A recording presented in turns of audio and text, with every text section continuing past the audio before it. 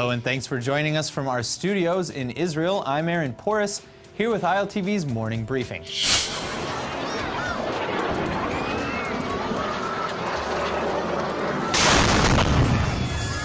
The situation along the Gaza border has exploded into one of the most volatile in years.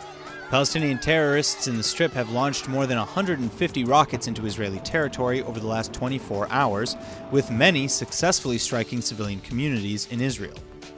At this time, an estimated 11 Israelis have been injured, including one who remains in serious condition.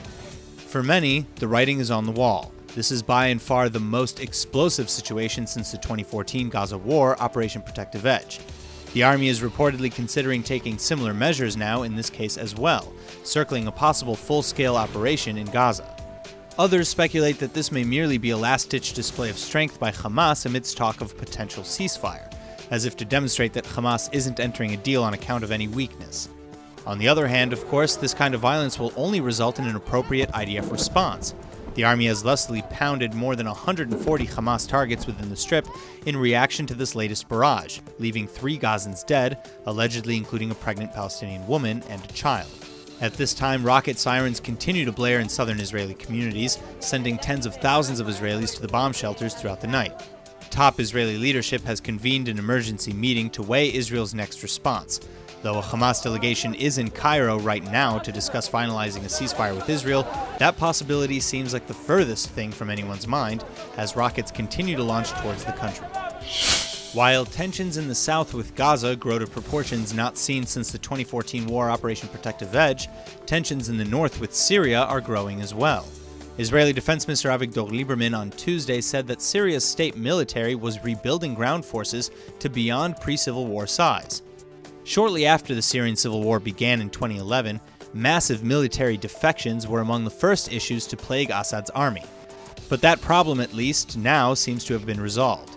Speaking from the Golan Heights, Lieberman said, quote, "Across the way we see the Syrian military, which is not satisfied with just taking over all of the Syrian territory, but is expressly building a broad-based new ground army that will return to its previous proportions and even go beyond," end quote.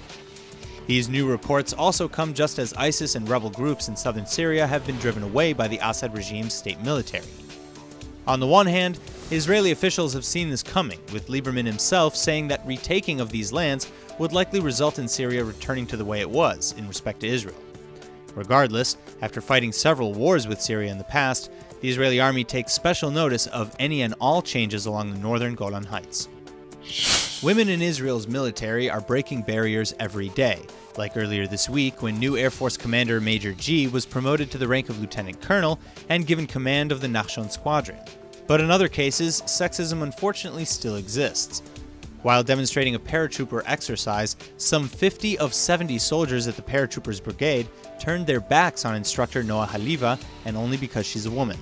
As it turns out, at least 30 of the students in the course are from the Hesder religious yeshivas, and they felt uncomfortable being instructed by a woman. The IDF responded to the incident with a statement reading that the commander of the platoon gathered the group for a talk about the IDF codes of behavior, and how anyone caught behaving disrespectfully towards female instructors will be removed from the parachute course. The Hesder Yeshiva Association, however, defended their students. They called the incident report fake news, explaining that it wasn't the soldiers who felt uncomfortable, but rather the soldiers' officer, who ordered them to turn their backs. True or not, what is known is that there has been an alarming pattern of female soldiers being discriminated against or treated in ways the IDF has labeled incompatible with Army policy and unnecessarily harmful.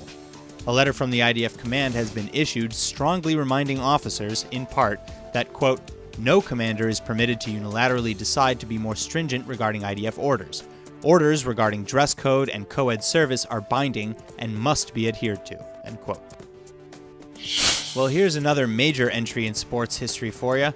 Israeli runner Lona Chemtai-Salpeter has just snagged the gold in the 10,000-meter run at this year's European Athletics Championship. The first runner ever to do so in Israeli history. Now, if her name sounds familiar, there's a good reason for that. Salpeter actually won the world-renowned Tel Aviv Marathon back in 2016, with a time that earned her a spot on Israel's marathon team for the 2016 Summer Olympics. Halfway into her Olympic debut, Salpeter was in the top half of the pack, but regrettably had to drop out before finishing due to a shoulder problem. Well, clearly she's back in action and claiming gold medals like it's no one's business. She won first at the Euro Championship by a good 9 seconds over the second-place finisher, which is a sizable margin in the world of 10,000-meter races. Salpeter's personal story is also worthy of a gold medal. Originally born in a small village in western Kenya, she came to Israel in 2008 by chance, working as a nanny to Kenya's ambassador to Israel. She was practicing her run on the track one day and happened to catch the eye of Israeli running coach Dan Salpeter. He took her under his wing and started coaching her. Oh, and by the way, they got married a few years later. By then, she'd already been seeking Israeli citizenship for years, though, and even after her marriage to an Israeli, the government refused to grant her the status. But shortly after qualifying for the Olympics, the state suddenly approved her application for citizenship, allowing her to compete for the state of Israel. She and her husband now live with their young son Roy in a moshav in central Israel. Our bets are on this amazing woman, and here's to many more gold medals to come. That's all for now. I'm Aaron Porras, and see you later with our main daily broadcast from Israel at 2 p.m. Eastern Time.